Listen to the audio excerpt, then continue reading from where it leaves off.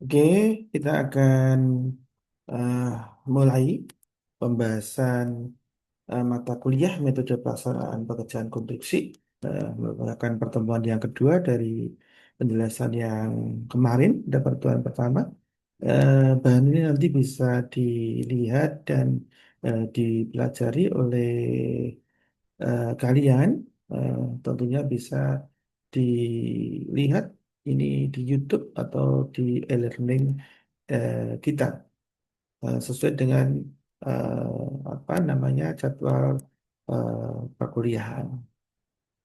Nah, metode pelaksanaan konstruksi yang sudah kita bahas pada pertemuan pertama, yaitu intinya kita harus bisa menggambarkan pelaksanaan pekerjaan dari tahapan awal sampai dengan akhir pelaksanaan pekerjaan, tentunya sesuai dengan spesifikasi.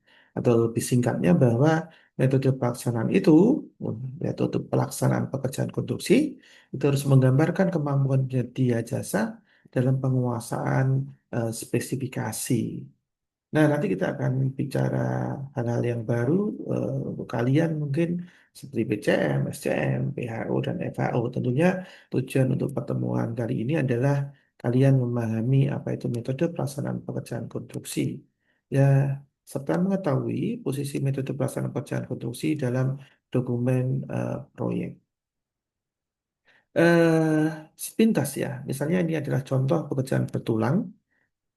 Pemahaman kita biasanya pekerjaan ini harus dilakukan secara urut, penyiapan lapangan dulu, pemasangan bigesteng, perangkaian besi, dan baru pekerjaan pengecoran. Tapi kalau kita mengetahui metode pelaksanaan pekerjaan konstruksi atau pekerjaan konstruksi yang benar, sebenarnya pekerjaan bigesteng dan pekerjaan pembersihan itu bisa dilakukan pada waktu yang sama pada saat survei lokasi, sehingga begitu lokasi siap, maka Dekesteng dan besi langsung didrop ke lapangan dan dicor. Tentunya itu akan lebih efektif dan efisien, termasuk terkait dengan waktu pelaksanaan.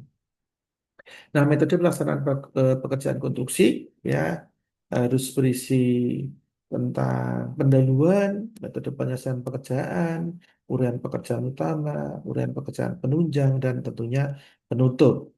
Nah, pendahuluan harus meliputi tentang latar belakang, maksud dan tujuan, lokasi, dan gambaran lengkap terkait dengan lokasi eksistennya. Nah, pada bab 3 metode penyelesaian pekerjaan konstruksi, kita hanya menerangkan sekilas ya, tahapan awal sampai dengan akhir sesuai dengan tahapannya yang dapat dipertanggungjawabkan secara teknis, tentunya sesuai dengan spesifikasi. Nah, bab 3 ini nilai yang paling besar ada di bab 3 yaitu tentang uraian pekerjaan utama yang tentunya nanti akan bisa menggambarkan bahwa pekerjaan itu bisa diselesaikan tepat waktu menggunakan metode kerja alat, penggunaan bahan, personil, dan waktu pelaksanaan tentunya yang sudah direncanakan. Nanti bab 4 akan berisi tentang uraian pekerjaan-pekerjaan penunjang dan bab 5 adalah penutup yang tentunya adalah berisi tentang resume dan saran atau usulan-usulan percepatan dan perbaikan yang merupakan inovasi yang kita akan berikan kepada pengguna jasa kita. Nah, kita sudah bahas tentang apa itu pekerjaan utama, pekerjaan penunjang. Seperti contoh ini ya, untuk jembatan. Jadi kita ada di dalam pelaksanaan konstruksi, kita tidak hanya membahas tentang bangunan bawah ya, struktur bawah ini, tapi kita harus bisa menguraikan pelaksanaan pekerjaan struktur atasnya sampai dengan bangunan pelengkap. Ini misalnya tembok senjata atau parapet, bahkan nanti markanya juga. Nah, pelaksanaan pekerjaan konstruksi yang tidak menggunakan metode yang benar itu juga akan berpotensi terhadap terjadinya kegagalan pekerjaan. Dan tentunya ini akan berdampak pada waktu pelaksanaan dan biaya. Seperti contoh ini, ketika metode pekerjaannya tidak benar untuk pemadatannya kurang optimal, itu nanti akan terjadi penurunan. Nah, penurunan ini dampaknya akan eh, besar, tidak hanya perbaikan elevasi saja tentunya. Seperti gambar ini ya, kalau ada penurunan, kerusakannya tidak hanya di sini nih. Sehingga tidak hanya setelah kita benahi objetnya, elevasinya, ya overlay mungkin ya, tetapi kerusakannya bisa menarik ke bangunan-bangunan pelengkap lainnya. pasti akan mengalami kerusakan. Nah, ini tentunya kita paham betul bahwa kesalahan dari pekerjaan konstruksi tidak hanya mengenai cost saja, karena akan berpotensi terhadap juga eh, mundurnya waktu pelaksanaan dan tentunya adalah eh, kecelakaan kerja. Karena pekerjaan yang semrawut seperti ini tanpa metode yang tepat akan berdampak pada risiko terjadinya kecelakaan kerja dan bahkan kegagalan konstruksi. Nah, metode pelaksanaan kerjaan konstruksi itu nanti akan ada di dalam dokumen penawaran, ya tentunya pada dokumen pelaksanaan yang sifatnya akan selalu kita perbaiki dan dinamis sampai dengan serah terima pekerjaan atau PHU. Oke, pelatihan utama nanti harus kita uraikan ya lebih jauh tentang personil inti, harga penawaran. Tentunya harga penawaran ini sudah mencakup segalanya, ya. Metodenya sudah menghitung atau memperkirakan biaya-biaya terkait dengan percepatan, laboratorium, dan lain-lain. Nah, nanti kita akan diskusi lebih lanjut. Kita akan beri kelompok untuk membahas tentang metode pelaksanaan konstruksi dari jurnal atau artikel yang sudah Anda download tentunya.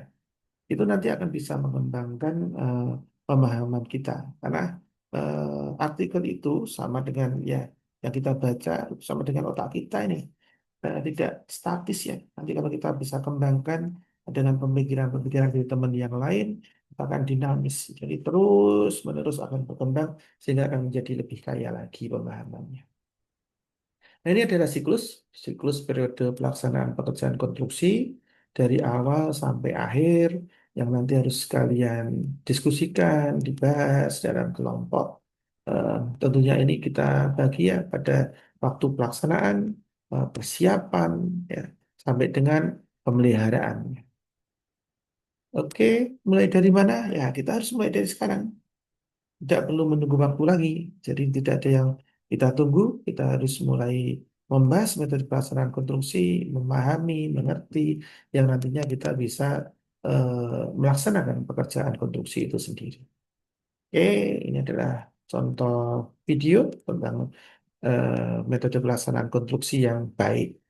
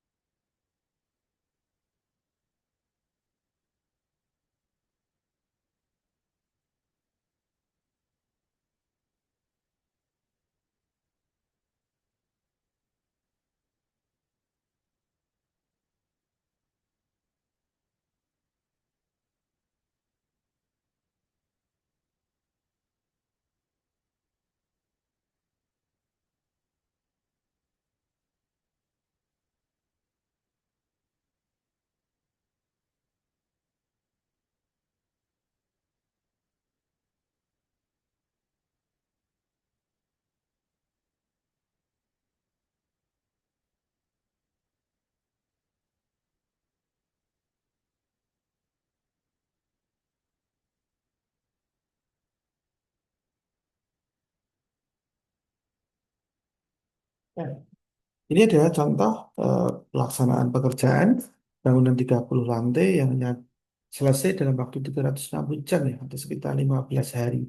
Nah, pekerjaan ini tidak mungkin bisa dilaksanakan tanpa adanya perencanaan pekerjaan yang baik atau metode pelaksanaan pekerjaan yang baik dan benar. Ya, nanti kita bahas lebih lanjut di dalam diskusi. Bahwa kesimpulannya, bahwa kita harus bisa membuat metode untuk mencapai tujuan ya pekerjaan itu dari awal sampai akhir yang efektif dan efisien. Mungkin tentunya tetap sesuai dengan spesifikasi yang sudah ditentukan. Saya kira ini adalah bahan yang nantinya bisa kalian pelajari, ya, bisa juga kalian lihat di YouTube atau ini nanti juga saya share di e-learning kita sehingga nanti adik-adik sekalian, mas-mas ini mbak-mbak bisa eh, mendownload atau melihat video ini untuk dipelajari lebih lanjut sebagai bahan diskusi. Saya kira cukup eh, kita menjelaskan tentang perkuliahan kedua ini. Terima kasih. Assalamualaikum warahmatullahi wabarakatuh.